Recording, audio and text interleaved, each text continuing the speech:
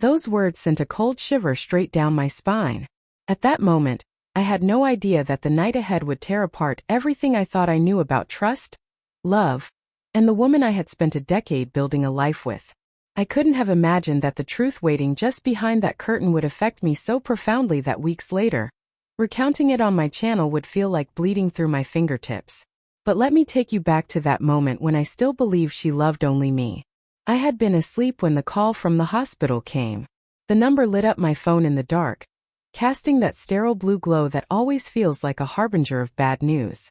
"Is this Michael Harper?" a voice asked. "Yes," I answered, my voice tight. "This is Mercy Hospital in Portland, Oregon. Your wife has been brought here." "My wife? What happened?" I asked, panic creeping in. They wouldn't give me details over the phone, only urging me to come immediately.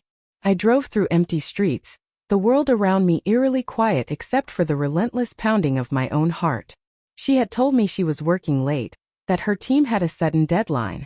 I had even texted her around midnight just to check in, and she replied with a heart emoji, promising she'd be home soon. I clung to that small digital reassurance like it was a lifeline, unaware of how hollow it really was. When I arrived at the ER, the nurse at the desk gave me the same uneasy look the paramedic would mirror moments later. Pity, hesitation, like I was the last person who deserved this but also the one who most needed to hear it. "She's in Bay 6, the nurse said softly. "Someone is already with her." That phrase hit wrong. Someone who would be with my wife at 2 o'clock in the morning. I pushed open the curtain and froze. She lay on the bed, pale and exhausted, and beside her sat a man I didn't recognize. The instant I entered, he sprang upright, guilt flashing across his face like a spotlight. "My wife, Sarah," I stammered. "Oh my God," she whispered. "Michael, wait. Who is he?" My voice shook more than I wanted. Neither of them answered at first. The silence stretched, heavy and suffocating. Finally, the man spoke. I should go." "No," I snapped. "You stay. Someone needs to explain why my wife is here in a hospital bed with you sitting next to her." Sarah covered her face with trembling hands. When she looked up, her eyes were red.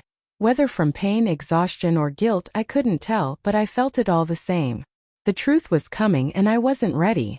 Before she could speak, the doctor entered. He glanced between us and immediately sensed the tension. "Mr. Harper," he said, addressing me, "your wife experienced a severe allergic reaction strong enough to cause respiratory distress."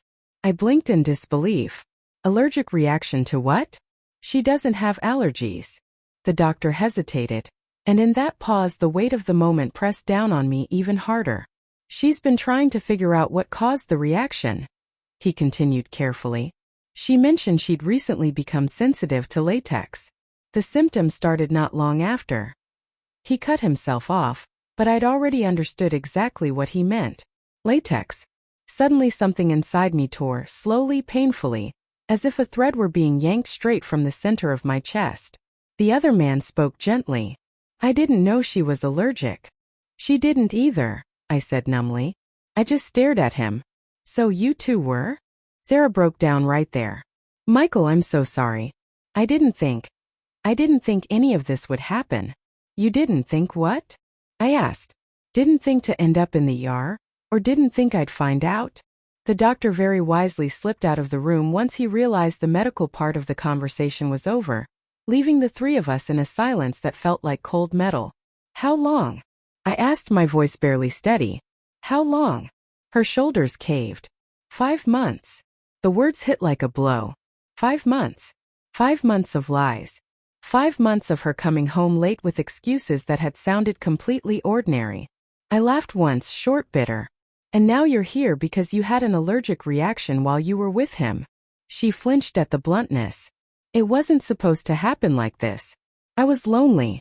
You were distant. Work was hard. And he listened." "Oh, so now it's my fault you cheated?"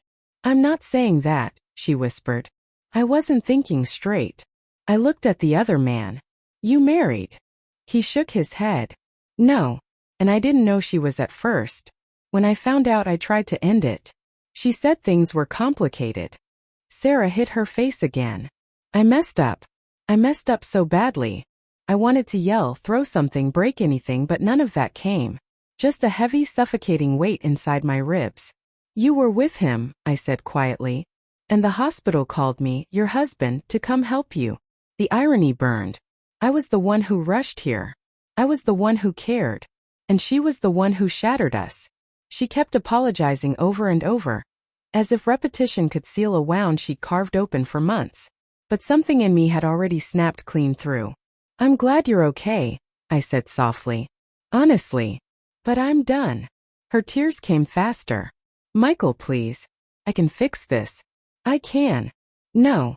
You had 5 months to think about what you were doing. I didn't even get 5 seconds. The other man stared at the floor, guilt heavy on him, but he wasn't my concern. He hadn't promised me anything. She had. I'll grab your things tomorrow, I told her. Stay with him. Stay with anyone. I just can't stay with someone who destroys me and calls it an accident. As I turned to go, she reached for me weakly. Michael, don't go home alone tonight. I stopped only long enough to answer. I've been alone for months. I just didn't realize it. Then I walked out of the ER. The doors slid open like the world was making room for a version of me I didn't recognize yet. One who wouldn't ever go back to who he was before. If you're still here, thanks for listening. This wasn't easy to share then, and it isn't easy now. But someone out there needs to know. Heartbreak doesn't finish you. Betrayal doesn't last forever. And if you want more stories, more honesty, more real-life truth, help me reach 2,000 subscribers. It means more than you think. Take care of your heart. Not everyone will.